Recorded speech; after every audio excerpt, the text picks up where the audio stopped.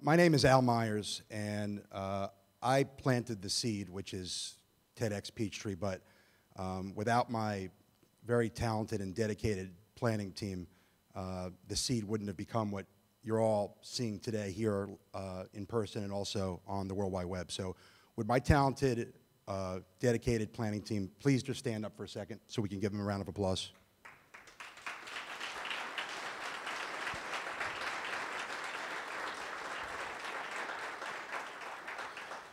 And one other acknowledgement I'd like to make, we also could not have this occasion, this inaugural event, if it wasn't for the generosity and selflessness of our sponsors. So would all of our sponsors also please take a moment and stand so we can give you a round of applause. Thank you.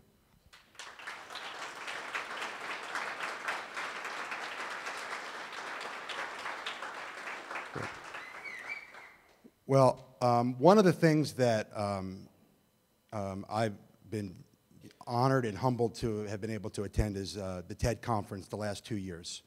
And one of the things that is unique to TED is that one of the nights there are these TED Stage Prize winners. And these are people that just are doing some just unbelievable things. And with their prize, they get a wish. And the TED community will help to make that wish come true. And so the next morning, the next day for lunch, that is, after the talks that evening, there'll be 3 different rooms that you would go into, one for each stage prize winner. And you would be in there talking with people, and there'd be pledge cards, and you would pledge if you wanted to help to make this wish come true. And so I was just captivated by this very special segment that I've added to this program today, and one that really struck me. There's always people that have been to TED, and I'm sure there's a few in the audience. There's always 1 or 2 moments that just you can't describe, and they like with Jill's talk, for example, that just hit you in some way that you just can't explain to people.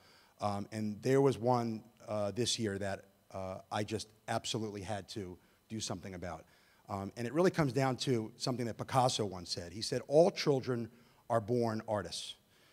But what if you couldn't become an artist? What if you couldn't become an artist because you came from some very poor or impoverished family or some disruptive family environment or impoverished neighborhood?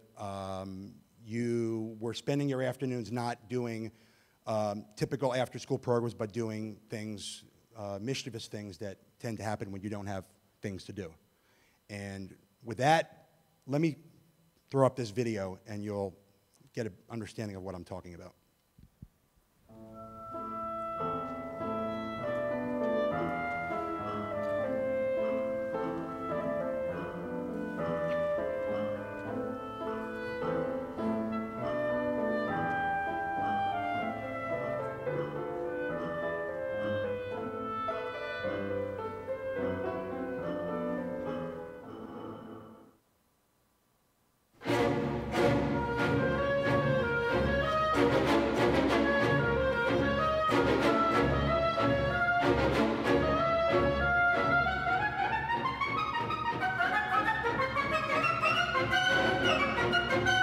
We are very happy because we have this angel in the world. He is giving us the possibility to have dreams and to make true the dreams. And here is the result of this wonderful project that is the system.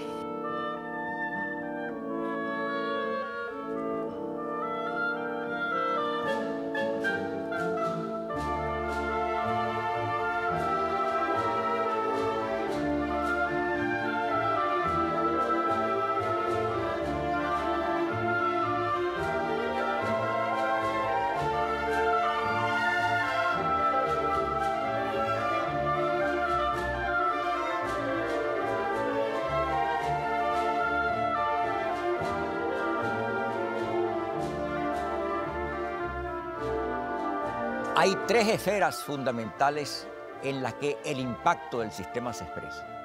La esfera personal social, la esfera familiar y la esfera comunitaria. Lo más miserable, lo más trágico de la pobreza no es la falta de pan y de techo. Es el sentirse nadie. Y es por eso que el desarrollo del niño en la orquesta y el coro lo proyecta con una identidad noble, lo convierte en un modelo para su familia y para su comunidad. Que aquí adentro no hay distinción ni de clases, ni de que si eres negro, que si eres blanco, que si tienes o no tienes dinero. Simplemente, si se tiene un talento, si se tiene una vocación y si se tienen las ganas de estar, pues simplemente entras, compartes y haces música de cualquier manera.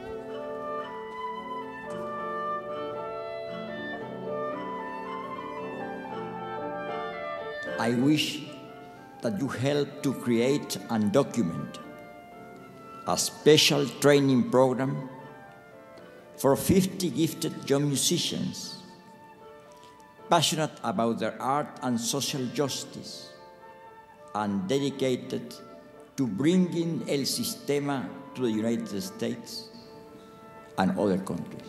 Thank you very much.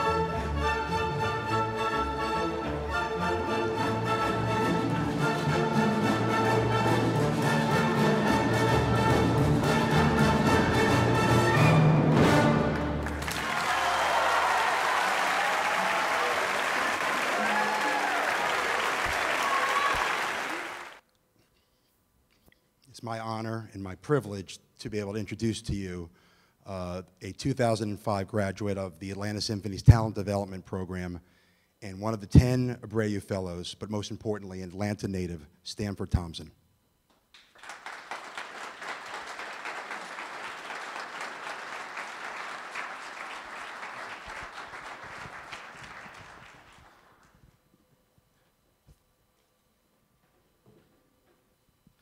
Thank you, Al. Thank you, TEDxPeachtree, for having me here. I'm completely humbled to be speaking on behalf of Sistema USA. And clearly, I believe that Sistema is more than just a music program. It's literally an example of real life.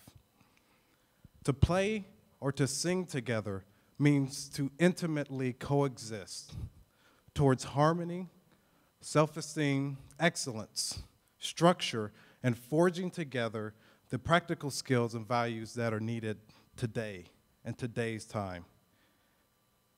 It's essential for professional success and personal fulfillment, and these practical skills and values determine literally who gets ahead and who doesn't. Like Abreu mentioned in the video that you just watched, in the personal and social circle, music develops the intellectual and the emotional side into fully developing one's personality. Thinking about how to be a leader, how to follow, how to think creatively, how to think outside of the box, how to pose a problem and solve it and work together to accomplish it. I believe we were all moved by Jill Taylor's speech as she talked about the left brain and language. Music is definitely a language. And the whole I am, developing who that I am is. And I was really touched as she talked about the morning of the stroke that she had, of this being in nirvana. And I want everyone to take a couple of seconds to think about a moment, because we've all experienced this nirvana, this whole, we don't think about our life, we don't think about our problems. Maybe I think that it was something that music was that vehicle that helped you get there. So think about maybe a moment, maybe it was music at your wedding. Maybe it was music at a funeral. Maybe you just broke up with the person you thought you would fall deeply in love with, and you put on this Beatles tune to help you get through that moment. I'm sure we all can think of at least one moment, if not many more. And I believe that I am walking proof that I've had several instances of nirvana because of my involvement in music, and especially all of the experiences that I've had to date. It happens all of the time. And this is a very, very powerful program that allows currently 350,000 kids that are currently in this program experience this in a country that we all know that is torn apart. They say that it's projected that almost 3 million kids have gone through this program in the past 33 years of being able to have this moment. This gives a kid an identity, and it also creates the possibilities for these kids to embrace new dreams and new goals.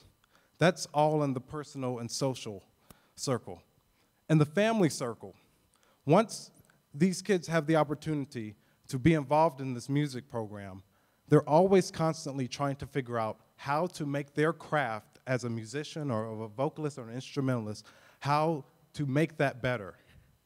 And the moment they go through this process, they always look at every aspect of their life. Their friendships, their relationships, their family, their churches, their schools. They always try to find a way to make their situation better. Within the circle of the community, it creates unity, it creates a space for culture and new meaning. The moment these kids play their first note, or better yet, the moment they attempt to play their first note on these instruments, they've already put their life in a new trajectory to build a new and meaningful life. There are 2 secrets I want to share with you, 2 secrets. And the first secret is that the infrastructure for El Sistema is already here in Atlanta. Atlanta is gifted with great educators, and I will say that in every genre of music, there are world-class musical organizations and musicians performing.